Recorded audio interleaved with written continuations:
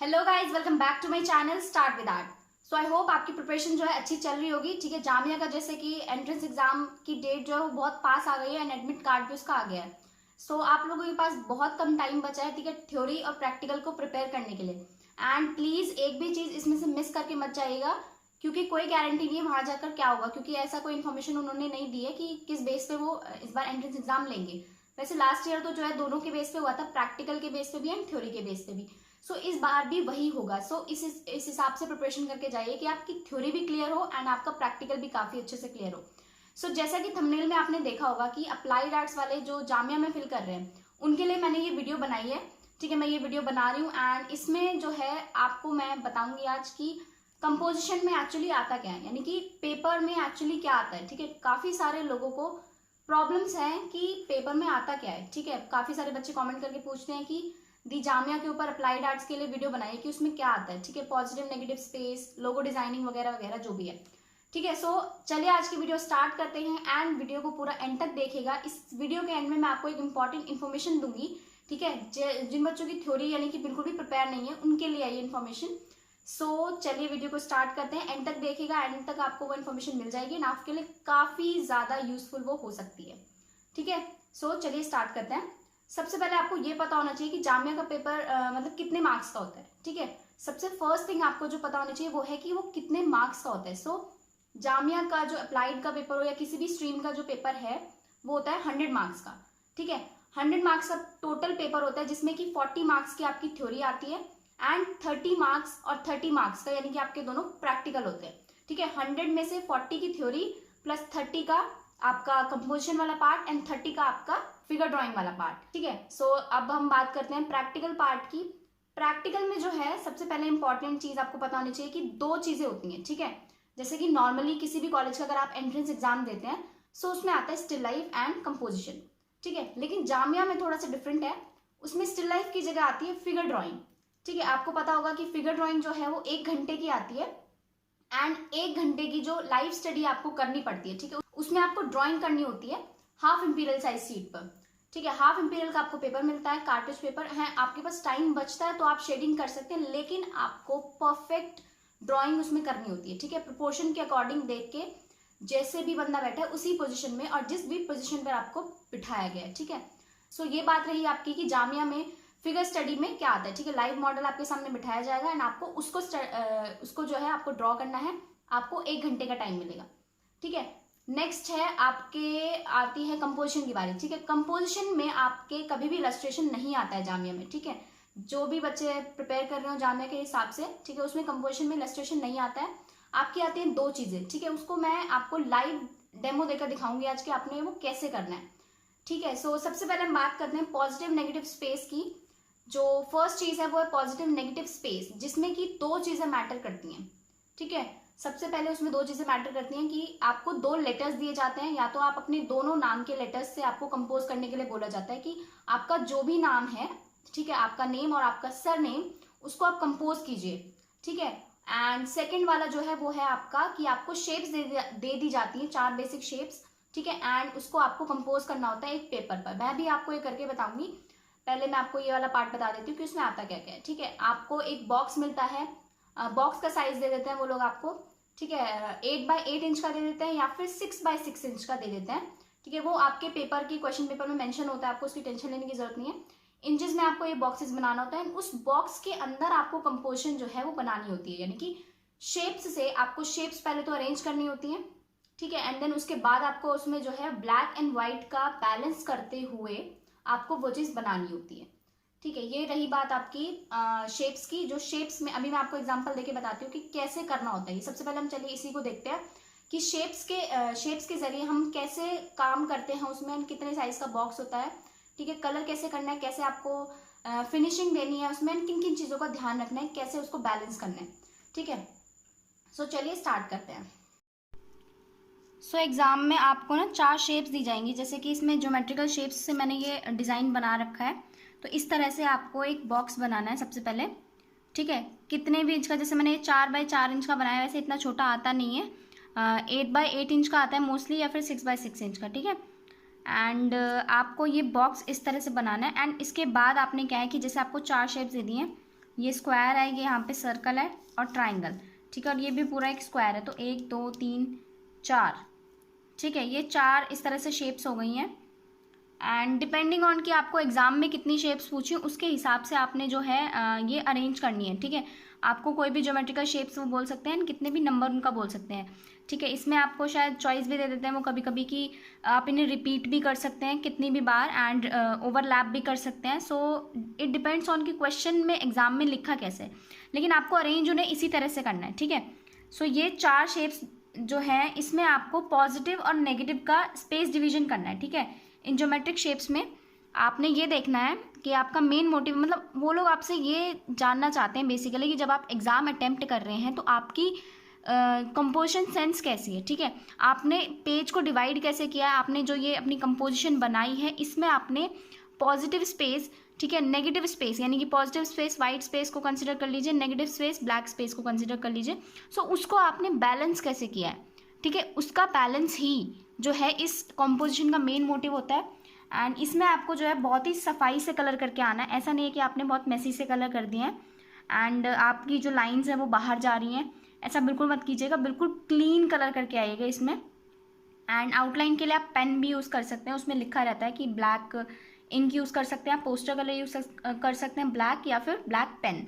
सिर्फ आउटलाइन के लिए कीजिए ब्लैक पेन, क्योंकि उसका आइडिया बेकार रहेगा अगर आप पूरा वर्क अपना ब्लैक पेन से करते हैं तो, ठीक है।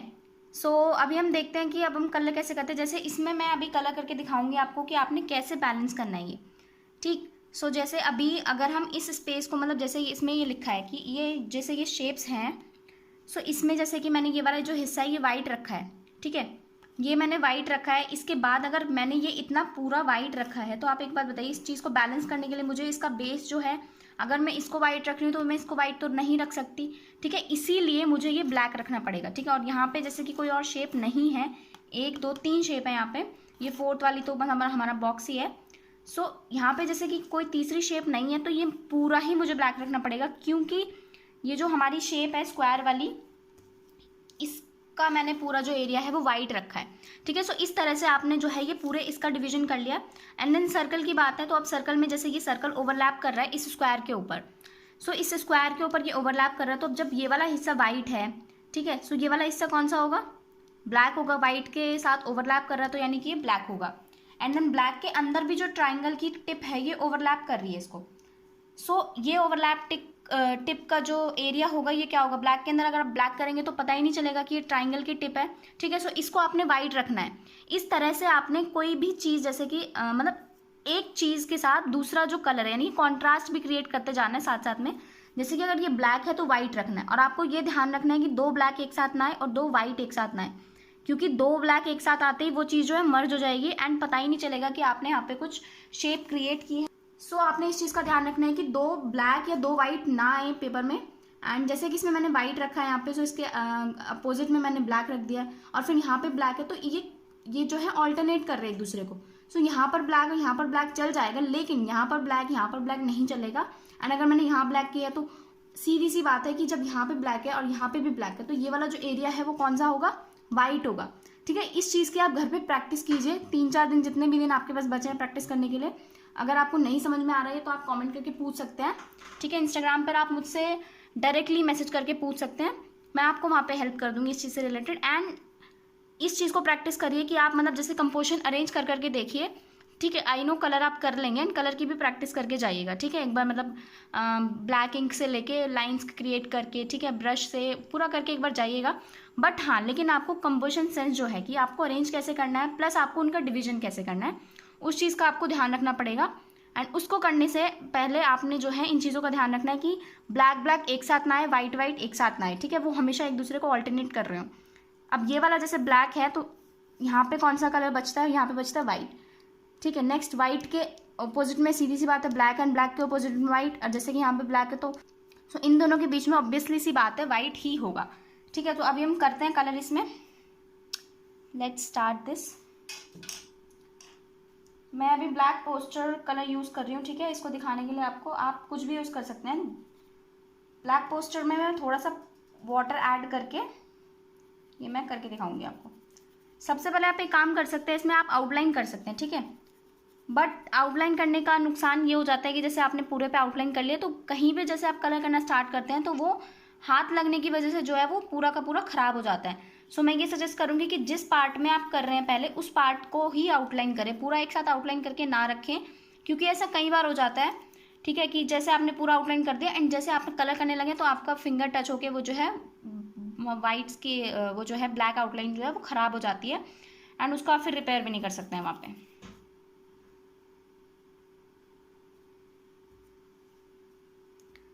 अभी मैं जैसे ब्लैक के लिए यूज़ कर रही हूँ, सो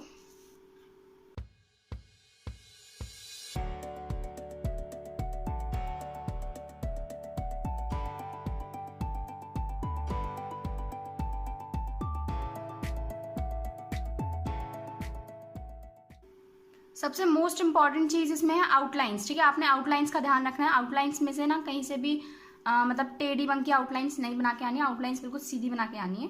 सो सबसे पहले आउटलाइन पर फोकस कीजिएगा, उसके बाद अंदर का कलर तो आप इजीली फिल कर लेंगे, ठीक है। अंदर के कलर में भी पैच ना लाने की कोशिश कीजिएगा। देखिएगा आप करके देखिएगा कि आपको पोस्टर कलर से अच्छा हो रहा है, पैच नहीं आ रहा है, या फिर इंक से अच्छा हो रहा है, पैच नहीं आ रहा है, ठीक है।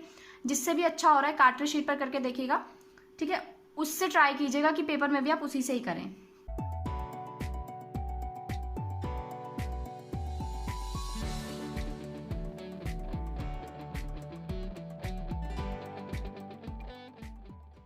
इस सर्कल ना मैंने अभी ऐसे ही मतलब रफली हैंड से ड्रॉ किया। आप इसके लिए कंपास यूज कर सकते हैं, बिल्कुल परफेक्ट सर्कल आपका बनेगा, ठीक है।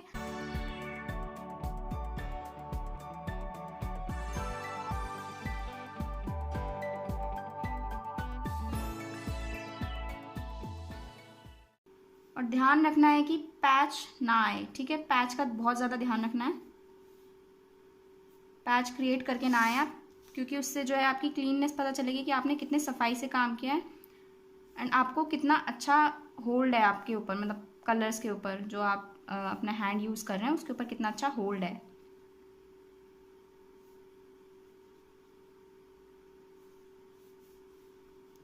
इस तरह से प्रैक्टिस कीजिएगा कि आपका जो देखने में लगे बिल्कुल परफेक्ट, क्योंकि सभी बच्चे ये बनाएंगे तो एक बात सोचिए, अगर सभी बच्चे एवरेज बनाकर आ जाएंगे तो उसका सिलेक्ट होगा जिसने एवरेज से थोड़ा अच्छा किया होगा, ठीक है। तो कोशिश कीजिएगा कि थोड़ा अच्छा आप मतलब जितना बेस्ट आप दे रहे हैं ना उसका थोड़ा सा बेस्ट और दे सकें।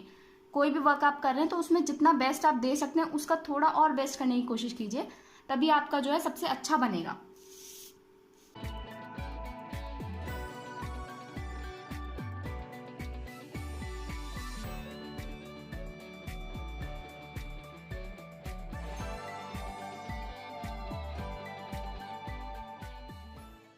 जिस तरह से मैंने अभी अभी ये वाला किया है ना, इस तरह से आप कर सकते हैं।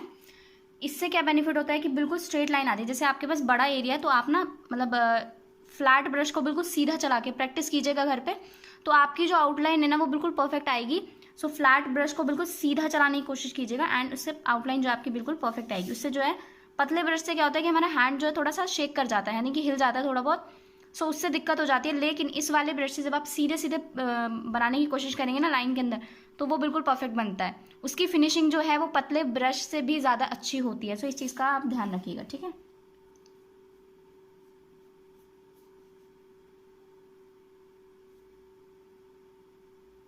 ये छोटा स्पेस है इसीलिए मैं इसमें ब्रश ऐसे चला रही हूँ, नहीं तो मैं ब्रश इस तरह से चलाती ताकि ये पूरा एक साथ कवर हो जाता।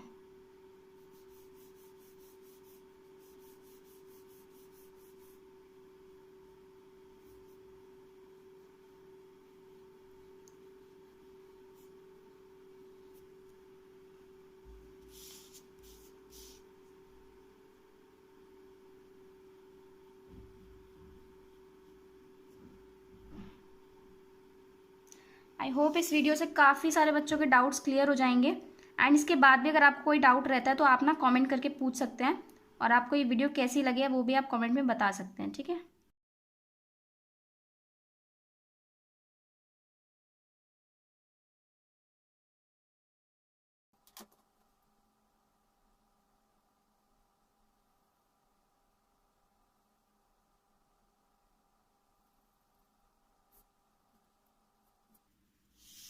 आपको ये छोटे ब्रश से करनी है आउटलाइन, जैसे मैंने जल्दी जल्दी राउंड ब्रश से फ्लैट ब्रश से कर दिया है, ऐसा नहीं करना है, ठीक है। एंड अभी मैं फ़िलहाल ये वीडियो काफ़ी लंबी हो जाएगी, इसीलिए जो है थोड़ा जल्दी से करके आपको दिखा दे रही हूँ। मेरा मेन मोटिव जो था वो यही था कि आपको मैं इसमें ये बता सकूँ कि आपको वाइट एंड ब्लैक का डिवीजन कैसे करना है, ठीक है। वो ही ज़्यादा इंपॉर्टेंट है। कलर तो आप घर पे प्रैक्टिस करेंगे तो ये हो ही जाएगा, एंड जब फाइनल होता है तो हम और भी ज़्यादा ध्यान से करते हैं, ठीक है। तो उस चीज़ की टेंशन मत लीजिएगा कि ये अच्छे से हो जाएगा, आप प्रैक्टिस कर लीजिएगा बस घर पे 1-2 बार।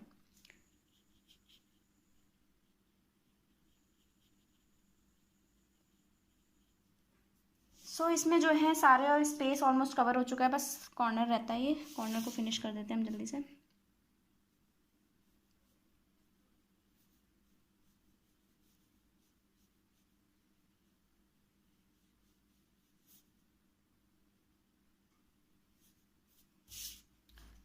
सो ये जो है ऑलमोस्ट हो चुका है, एंड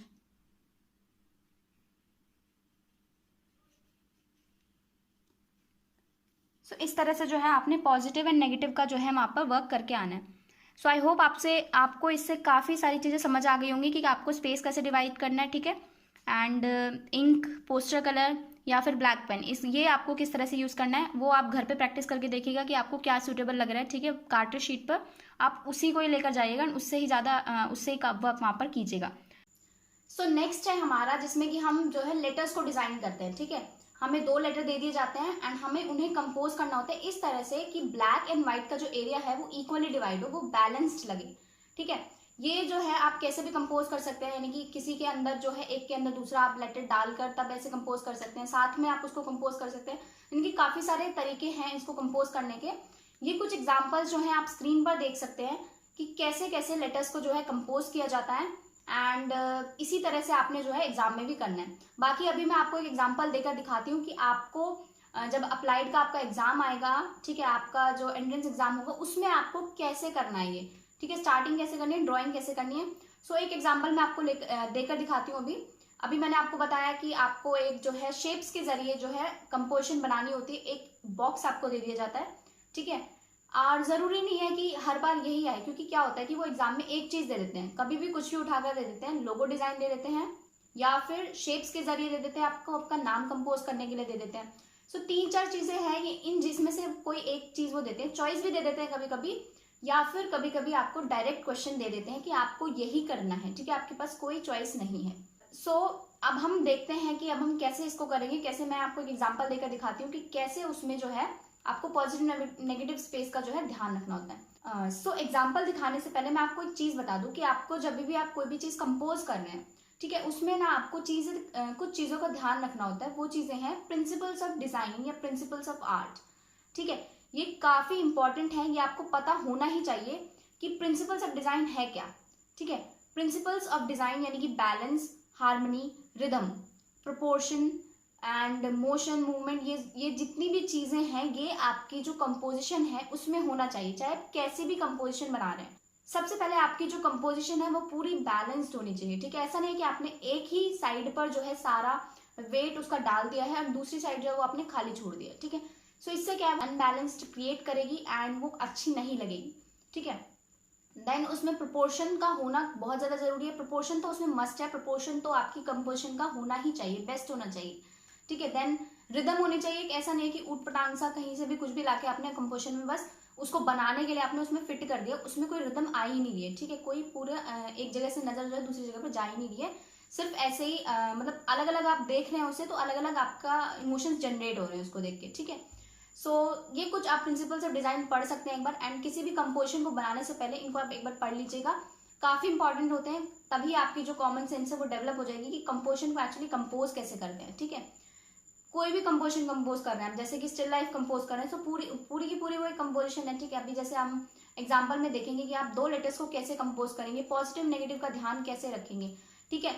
सो इन चीज़ों को ध्यान में रखते हुए आपको अपना एग्जाम करना है, एंड टेंशन वाली कोई बात नहीं है, आराम से जाइएगा, आराम से कीजिएगा, वहाँ पे पैनिक क्रिएट मत कीजिएगा। क्या होता है कि हम जाते हैं प्रिपरेशन करके, इतनी सारी भीड़ देख के हमारा जो है दिमाग खराब हो जाता है, ठीक है, ऐसा होता है। एंड इस चीज़ को लेकर आप टेंशन मत लीजिएगा कि कितने सारे बच्चे हैं, क्या होगा, मैं कैसे कर पाऊंगा कि नहीं कर पाऊंगा, ऐसा मत सोचिए, क्योंकि हर कोई यही सोच रहा होता है कि इतने सारे बच्चे हैं, उसने कैसी प्रिपरेशन की होगी, वो कैसे गया होगा, ठीक है। आप अपने ऊपर भरोसा रखिए, बिलीव इन योरसेल्फ, एंड आप ये सोचिए कि आपने बेस्ट प्रिपरेशन किया, उसके हिसाब से तभी आप 100% अपना दे पाएंगे। लेकिन अगर आप पहले से सोच के जाएंगे कि उसने ज़्यादा तैयारी करी है, मेरे को तो कोई तैयारी है नहीं, मेरे को काफ़ी ज़्यादा टेंशन हो रही है, ठीक है मैं कैसे करूँगा, पता नहीं एग्जाम कैसा आएगा, क्या आएगा, एग्जाम ईजी आएगा, ये सोच के जाएगा ईजी आएगा, आप सोच कर जाएंगे तो ईजी ही आएगा, ठीक है। जैसी आपकी मेंटालिटी होगी उसी हिसाब से एग्जाम आता है। सोच कर जाइएगा, जो भी अच्छा सोच कर जाइएगा ना, अच्छा ही आपके साथ होगा, ठीक है। चलिए स्टार्ट करते हैं, मैं दिखाती हूँ आपको कि कैसे आपको करना है। नेक्स्ट है हमारा ये, जैसे कि इसमें मैंने 2 लेटर्स लिए हैं A और C, ठीक है, इसको क्रिएट किया है एंड इसमें आपने कलर करना है। इसमें भी आपको सेम चीज़ का ध्यान रखना है कि आप जो हैं ब्लैक एंड वाइट का डिवीजन कैसे करते हैं, ठीक है। जैसे कि इसमें हमारा जो पूरा एरिया है, ये पीछे वाला जो एरिया ये हमने वाइट रखा है, ठीक है। अंदर का जो A है ये पूरा ब्लैक रखा है, क्योंकि जो पूरा पीछे का स्पेस है उसको कवर करने वाली इकलौती चीज़ यही है, सबसे बड़ी वाली चीज़ जो है वो ये है। अब इसके अंदर जितना भी नेगेटिव स्पेस आएगा, ठीक है, उसको आपने वाइट रखना है, क्योंकि ऑलरेडी जब बाहर वाइट है एंड ये वाला जो एरिया है पूरा A वाला ये ब्लैक है, तो इसके अंदर जितना भी नेगेटिव स्पेस आ रहा है वो मतलब जो दूसरे लेटर का ओवरलैपिंग स्पेस आ रहा है उसको आपने वाइट रखना है, ठीक है। सो जल्दी से इसे कर लेते हैं, पहले ब्लैक वाला पोर्शन कर लेते हैं।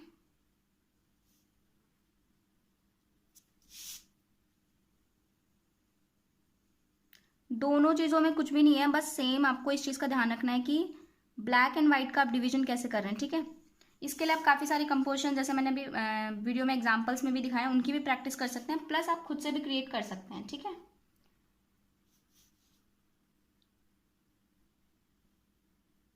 जो मैंने आपको अभी एग्जांपल्स दिखाए थे कि लेटर्स कैसे ओवरलैप हो रखे हैं, वो भी आप करके देख सकते हैं, खुद की कंपोजिशंस बना बना के देख सकते हैं, ठीक है।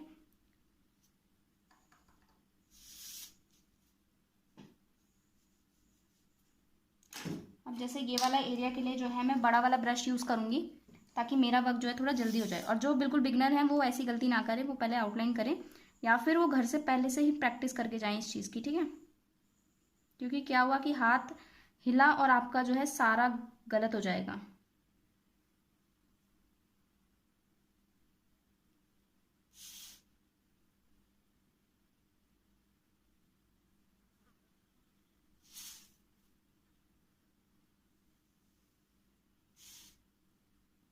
देख रहे हैं ना आप कितनी अच्छी फिनिशिंग आ रही है इससे, अगर आप इस तरह से करते हैं। बल्कि जब आप ब्रश से करेंगे तो वो जो थोड़ा बहुत हिल जाता है, लेकिन ऐसे नहीं हिलता है। तो इस चीज़ की प्रैक्टिस कीजिएगा, एक फ्लैट ब्रश लेके, ठीक है, उसको सीधा चलाने की कोशिश कीजिएगा। ये ट्रिक आपके काफ़ी ज़्यादा काम आएगी, आपका काफ़ी ज़्यादा टाइम भी इससे सेव हो जाएगा एंड आपको आउटलाइन करने की ज़रूरत नहीं पड़ेगी, आपका जो है एक ही बार के अंदर जो है काम हो जाएगा।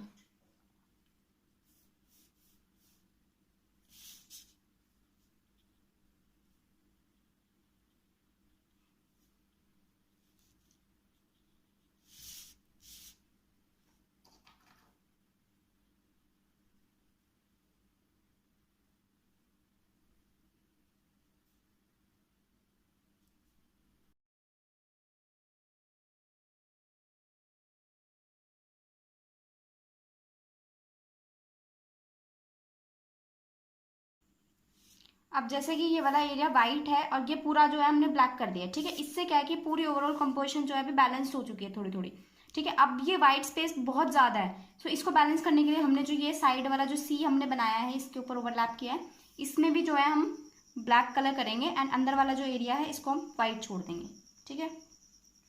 इसके लिए मैं आउटलाइन के लिए सबसे पहले जो है पतले ब्रश का इस्तेमाल करूँगी, देन जो है इसमें हम फ्लैट ब्रश, इससे छोटा वाला जो फ्लैट ब्रश आता है उसका यूज़ कर सकते हैं आप।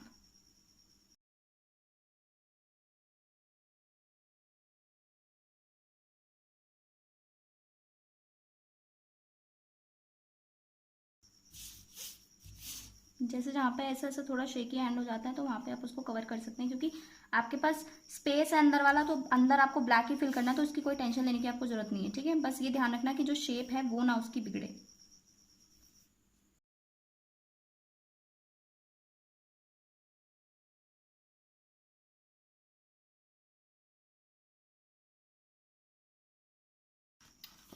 सो ये जो है कंप्लीट हो गया है एंड जैसे कि मैंने ये एंड में थोड़ा रश कर दिया है, इस तरह से नहीं करना है क्योंकि मुझे ये वीडियो ज़्यादा लंबी नहीं रखनी है, ठीक है। सो ये हम उसमें कवर कर लेंगे, ठीक है। बाकी आप अपने मिस्टेक्स को कवर करना तो जानते हैं अच्छे से, कैसे उसको कवर करना है, ठीक है। क्योंकि शेप जो है प्रॉपर आपके हाथ पे डिपेंड करती है कि आपने सी की शेप कैसी बनाई, तो उसके हिसाब से आप जो थोड़ा है कलर ऊपर नीचे कर सकते हैं। बस शेप जो है ओवरऑल परफेक्ट दिखनी चाहिए, ठीक है। ये बात तो रही दोनों की कि कंपोजिशन में क्या आता है, ठीक है। इसके अलावा जो थर्ड चीज है वो आती है लोगो डिजाइनिंग, ठीक है। लोगो डिजाइनिंग को लेके भी काफी बच्चे कंफ्यूज हैं कि लोगो डिजाइनिंग करते कैसे हैं। लोगो डिजाइनिंग के लिए सबसे पहले आपको ये जानना जरूरी है कि लोगो क्या होता है एक्चुअली, ठीक है। जैसे कि अभी दो चीजें मैंने आपको बता दी, तीसरी चीज जो है वो है logo designing. And logo designing को करने के लिए आपको सबसे इंपॉर्टेंट चीज पता होनी चाहिए कि लोगो एक्चुअली क्या होता है, लोगो का पर्पस क्या है, ठीक है। जब आप लोगों का पर्पस समझ जाएंगे कि लोगो डिजाइनिंग का पर्पस क्या है, तब आपको ये क्लियर हो जाएगा कि आपको एक्चुअली करना क्या है, ठीक है। सबसे पहले मैं आपको बताती हूँ कि लोगो डिजाइनिंग एक्चुअली होती क्या है। लोगो जो होता है वो किसी भी कंपनी का फर्स्ट ऐसी चीज होती है जिसके जरिए जो है कंज्यूमर या फिर कस्टमर जो है कांटेक्ट में आता है, ठीक है। पहला इंप्रेशन जो पड़ता है आपकी कंपनी का, आपकी ब्रांड का, वो पड़ता है लोगो से। एंड उसकी इंपॉर्टेंस हद से ज्यादा, यानी कि एक मेन सेंटर समझ के चलिए किसी भी कंपनी या फिर ब्रांड का, कि लोगो जो है उतनी ही इंपॉर्टेंस रखता है जितना कि कंपनी का प्रोडक्ट। अगर आपने अपनी कंपनी का लोगो जो है अच्छा डिजाइन करवाया है या किया है, काफी चांसेस है कि आपके कस्टमर्स जो है आपको जल्दी मिलेंगे या फिर आपका उनका जो है लॉन्ग टर्म रिलेशनशिप उनकी चलने वाली है। क्योंकि लोगो जो है उससे जो है एक ट्रस्ट जनरेट होता है कंपनी के बीच में और कस्टमर्स के बीच में, ठीक है। लोगो की इंपॉर्टेंस काफी ज्यादा है। एंड लोगो डिजाइनिंग के लिए आपको सबसे पहले पता होना चाहिए कि लोगो डिजाइनिंग से, जैसे कि मैंने आपको बताया कि लोगो डिजाइनिंग जो है वो कस्टमर और एक कंपनी के बीच में जो है रिलेशन जो है फर्स्ट जो एक तरह से होता है ना कि फर्स्ट कांटेक्ट जो होता है वो इसी के जरिए होता है। इसकी इंपॉर्टेंस काफी ज्यादा है। एंड लोगो डिजाइनिंग के लिए आपको जो है पता होना चाहिए कि अच्छे लोगों की क्वालिटीज क्या क्या होती हैं। सबसे पहले मैं आपको वो बता दूं कि अच्छे लोगों में जो है क्या क्या क्वालिटीज होनी चाहिए। सबसे फर्स्ट क्वालिटी वो है सिंप्लिसिटी। उसके अंदर सिंप्लिसिटी होनी चाहिए, यानी कि आपने जो भी लोगो डिजाइन करवाया है या लोगो डिजाइन किया है वो सिंपल होना चाहिए। वो इतना कॉम्प्लिकेटेड नहीं होना चाहिए कि आपकी जो कंपनी है वो उसको मतलब एक तरह से स्पेसिफाई ही ना कर पाए कि एक्चुअली किस कंपनी से रिलेटेड ये लोगो बनाया, क्योंकि आपने उसमें इतने सारे एलिमेंट्स जो है घुसा दिए हैं, इतने सारे कलर्स का यूज कर लिया, इतने सारे फॉन्ट्स आपने मतलब फॉन्ट भी आपने 2-3 तरह के ले लिया उसमें। ये चीजें जो है गलत है बिल्कुल। ये लोगो डिजाइनिंग, अच्छे लोगो डिजाइन की जो है स्पेशलिटी नहीं है एक तरह से। सबसे फर्स्ट चीज है आपको याद रखनी है कि आपने जो भी लोगो डिजाइन क्रिएट करना है वो काफी सिंपल होना चाहिए। जैसे कि आप देख सकते हैं नाइक का जो लोगो है वो एक स्वूश है, सिंपल। उसमें बहुत सिंप्लिसिटी है, ठीक है। जैसे कि एप्पल का लोगो आप देख सकते हैं, काफी सिंपल लोगोज है लेकिन ये काफी अच्छे लोगोज हैं। जैसे कि आप देख सकते हैं एडिडास, कोको कोला, काफी सारी ऐसी कंपनीज हैं, मैकडोनल्ड्स, इनके लोगो काफी सिंपल हैं लेकिन काफी ज्यादा इम्पैक्टफुल है, क्रिएटफुल है, क्रिएटिव है। जैसे कि आपको मैंने बताया कि फर्स्ट कैरेक्टरिस्टिक जो होनी चाहिए वो होनी चाहिए सिंप्लिसिटी, ठीक है। नेक्स्ट जो आपकी कैरेक्टरिस्टिक है कि लोगो में क्या कैरेक्टरिस्टिक होनी चाहिए, क्या ध्यान में रखो आपको उसको बनाना चाहिए, वो है कि वो मेमोरेबल होना चाहिए। यानी कि ये नहीं है कि आपने जैसे किसी भी कंपनी का लोगो देखा एंड आप उसे कुछ टाइम बाद भूल गए, यानी कि जैसे कि आपने किसी कंपनी का प्रोडक्ट खरीदा एंड आप देखते हैं उसका लोगो काफी कॉम्प्लिकेटेड सा बना हुआ है एंड उसको जो है याद रखना काफी मुश्किल है। इससे क्या है कि शायद कस्टमर दोबारा उस प्रोडक्ट को ना खरीदे, ठीक है, क्योंकि उसे वो लोगो इतना ज्यादा अट्रैक्टिव नहीं लगा, या फिर कह सकते हैं कि उसका जो है रिलेशन उस कंपनी या ब्रांड से नहीं बन पाया बिकॉज ऑफ दैट लोगो, कि उसे समझ ही नहीं आया एक्चुअली कि ये क्या स्पेसिफाई कर रहा है, ठीक है। आपका जो लोगो है वो सिंपल होने के साथ साथ जो है मेमोरेबल भी होना चाहिए कि उसे जो है इजीली याद किया जा सके। यानी कि जैसे कि जब भी आप मतलब इतना सिंपल होना चाहिए कि जैसे आपने वो एक बार देखा तो आपको पता चल जाए कि अच्छा ये उस कंपनी का लोगो है, ठीक है, ये उस ब्रांड का लोगो है। सेकंड पॉइंट यही है कि वो मेमोरेबल होना चाहिए। थर्ड पॉइंट जो है वो है कि उसको जो है आपने लॉन्ग टर्म, यानी कि एक तरह से आज जो उसका जो डिजाइन है वो वही जो है लॉन्ग टर्म चलना चाहिए वो। यानी कि ये नहीं कि वो जो आपने डिजाइन क्रिएट किया है आज वो जो है कुछ टाइम बाद जो है वो ओल्ड फैशन, यानी कि ओल्ड फैशन में काउंट किया जाए, यानी कि आपको वो चेंज कराना पड़े लोगो। लोगो डिजाइनिंग हमेशा इस तरह से होनी चाहिए कि वो जो है वो लंबे समय तक चलता रहे और वो फ्रेश लगे हमेशा, ठीक है। ये कुछ चीजें हैं जो आपको लोगो डिजाइन करते टाइम ध्यान रखनी है। सबसे इंपॉर्टेंट तो है सिंप्लिसिटी एंड ज्यादा से ज्यादा एलिमेंट्स का आपको यूज नहीं करना है, ठीक है। कुछ एलिमेंट्स लेने, या तो आप सिर्फ शेप लीजिए या फिर आप सिर्फ उसमें एक आध फॉन्ट यूज कर लीजिए, एक कलर यूज कर लीजिए। इतना ज्यादा नहीं आपको करना है कि उसमें आपने सब कुछ चीजें भर दी हैं एंड वो काफी ज्यादा कॉम्प्लिकेटेड लग रहा है। ये जो है नेगेटिव मार्क्स आपके मतलब एक तरह से मार्क्स आपके इसमें डिडक्ट हो सकते हैं। इस चीज का आपको ध्यान रखेगा। एंड आपको जो है एक साइज दे दिया जाएगा कि इस साइज के अंदर जो है आपको लोगो बनाना है। आपको जो है कंपनी का नाम दे दिया जाएगा कि इस कंपनी की आपको जो है लोगो डिजाइन करनी है। सो एग्जाम पेपर में इन तीनों में से जो है कुछ भी आ सकता है। सो ये कुछ लोगो डिजाइनिंग के एग्जाम्पल्स हैं, आप देख सकते हैं जैसे कि कितने सिंपल ये लोगो डिजाइन हैं एंड इसी तरह का आपको कुछ क्रिएट करना है। सो आई होप आपको जो है समझ आ रहा होगा कि अभी अप्लाइड जामिया में आपको एक्चुअली करना क्या क्या है। सो 3 मैंने चीजें आपको बताई हैं, तीनों में से कोई एक आ सकता है, चॉइस भी आ सकती है या नहीं भी आ सकता है। जो है एग्जाम जो है 30 मार्क्स का होगा ये वाला। टाइम ड्यूरेशन आपको 1 आवर या फिर 1.30 मिनट्स जो है आपको उसके अकॉर्डिंग मिलते हैं, डिपेंडिंग ऑन कि आपको क्या दे रहे हैं वो लोग। ठीक है, वैसे तो ज्यादातर 1 आवर 30 मिनट्स मिलते हैं। एंड थ्योरी पार्ट जो है, अब आती है थ्योरी पार्ट की बात। सो थ्योरी पार्ट में जो है 40 मार्क्स की आपकी थ्योरी आती है। एंड जिन बच्चों को बिल्कुल अभी अभी पता चला है कि जामिया में थ्योरी आती है या फिर जामिया में प्रैक्टिकल भी होता है, यानी कि जो बिल्कुल रीसेंट बिल्कुल नए बच्चे, एंड जिन बच्चों को बिल्कुल भी आइडिया नहीं है कि उन्हें थ्योरी कैसे पढ़नी है, कहाँ से स्टार्ट करें, सो सबसे बेस्ट होता है जब भी आप किसी भी एग्जाम की प्रिपरेशन करते हैं, सो उसके लिए सबसे बेस्ट होता है कि आप उसके लास्ट ईयर के क्वेश्चन पेपर्स, यानी कि लास्ट 5 ईयर्स लास्ट 4 ईयर्स के क्वेश्चन पेपर जो है जितने भी आपको अवेलेबल हो पा रहे हैं उनकी प्रिपरेशन करें। क्योंकि इसकी इंपॉर्टेंस क्या है कि आपको एक तरह से पता चल जाता है कि एक्चुअली किस टाइप के क्वेश्चंस आने वाले हैं एंड कहाँ से जो है क्वेश्चंस आते हैं, क्या सिलेबस से क्वेश्चंस आते हैं। सो एक चीज जो है मैंने देखी है काफी ज्यादा कि जो बच्चे पेंटिंग में फिल कर रहे हैं वो अप्लाइड का पेपर नहीं पढ़ते हैं, एंड जो अप्लाइड में फिल कर रहे हैं वो पेंटिंग का पेपर नहीं पढ़ते हैं, या स्कल्पचर में फिल कर रहे हैं तो आर्ट एजुकेशन में फिल कर रहे हैं। सो एक दूसरे की जो रेस्पेक्टिव फील्ड्स हैं उसका पेपर आप लोग नहीं पढ़ते हैं। सो ये बहुत ही गलत है, क्योंकि क्या होता है कि ऐसा नहीं है कि आपने सिर्फ अप्लाइड का पेपर पढ़ा है तो लास्ट ईयर वाले पेपर से आपको अप्लाइड का पेपर मिल जाएगा। नहीं, आपको चारों का पेपर पढ़ना है। स्पेशली जामिया में अलग अलग थ्योरी पेपर आता है। सो अलग अलग थ्योरी पेपर आने का मतलब है कि आपके पास काफी ज्यादा क्वेश्चन हो जाते हैं। ठीक है, 40 मार्क्स का पेपर आता है एंड 40 ही उसमें जो है क्वेश्चन होते हैं। सो आपके पास एक साल के ऑलमोस्ट 40 इंटू 4 16 यानी कि 160 क्वेश्चन आपके पास हो जाते हैं। ठीक है, सो अलग अलग स्ट्रीम का जो है अलग अलग पेपर आता है। सो सबके पेपर पढ़ के जाइए। ठीक है, सबके पेपर आप लोग पढ़कर जाएंगे। आई नो जामिया के पेपर अवेलेबल नहीं है, लेकिन अगर किसी को भी, क्योंकि पेपर्स की इंपॉर्टेंस ये है कि आपने थ्योरी नहीं भी पढ़ी है ना तो भी 90% पेपर जो है ना पेपर्स से आने वाला है, यानी कि थ्योरी का पार्ट जो है इतना ज्यादा हार्ड नहीं होता है। एंड अगर आप पेपर्स कंप्लीट कर लेते हैं, साथ में थोड़ी बहुत और थ्योरी पढ़ लेते हैं, सो आपका जो है थ्योरी क्लियर होने के चांसेस काफी ज्यादा बढ़ जाते हैं। एंड जिनको भी पेपर्स चाहिए, सो मैंने लिंक जो है अपनी आईडी का डिस्क्रिप्शन में डाल दिया है। ठीक है, इंस्टाग्राम आईडी का आप मुझे डीएम कर सकते हैं एंड आप मुझसे वहां पर जो है पेपर्स के बारे में बात कर सकते हैं। मैं आपको जो है वहां पर डायरेक्ट पेपर्स जो है अवेलेबल करा सकती हूँ। ठीक है, सो आप लोग मुझे डीएम करके बताइए इंस्टाग्राम पे जिसको पेपर्स चाहिए, क्योंकि काफी बच्चों ने जो है जामिया के पेपर्स परचेस कर लिए हैं। एंड उन लोगों का जो कंपटीशन है, यानी कि समझ लीजिए कि उन्होंने ऑलरेडी लास्ट 5 ईयर्स के पेपर अगर पढ़ लिए हैं, सो उनका काफी ज्यादा मतलब वो आप लोगों के कंपटीशन में ऑलरेडी आगे हो चुके हैं। सो ये काफी इंपॉर्टेंट चीज है कि आप लोग भी जामिया के पेपर्स जो है लास्ट ईयर के लास्ट 5 ईयर्स के पढ़ के जाएं। अगर आप जामिया के पेपर्स पढ़ के जाते हैं तो डेफिनेटली आपके थ्योरी क्लियर होने के चांसेस काफी ज्यादा बढ़ जाते हैं, क्योंकि ये नोटिसेबल है कि जो लास्ट के क्वेश्चन पेपर्स है उसमें से क्वेश्चन आए हुए हैं। ठीक, आपको चारों फील्ड के क्वेश्चन पढ़ने, आर्ट एजुकेशन हो, चाहे स्कल्पचर हो, चाहे पेंटिंग, चाहे अप्लाई। ठीक है, अगर आप सबके पेपर पढ़कर जाते हैं तो आपके लिए बहुत ज्यादा बेनिफिशियल है ये। एंड आप लोग मुझे डीएम कीजिए इंस्टाग्राम पर, जिसको भी पेपर्स चाहिए लिंक मैंने जो है डिस्क्रिप्शन में डाल दिया, आप वहां से मुझसे कांटेक्ट कर सकते हैं।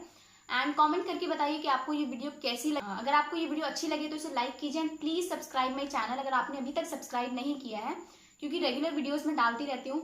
And take care, bye bye, मिलते हैं अब नेक्स्ट वीडियो।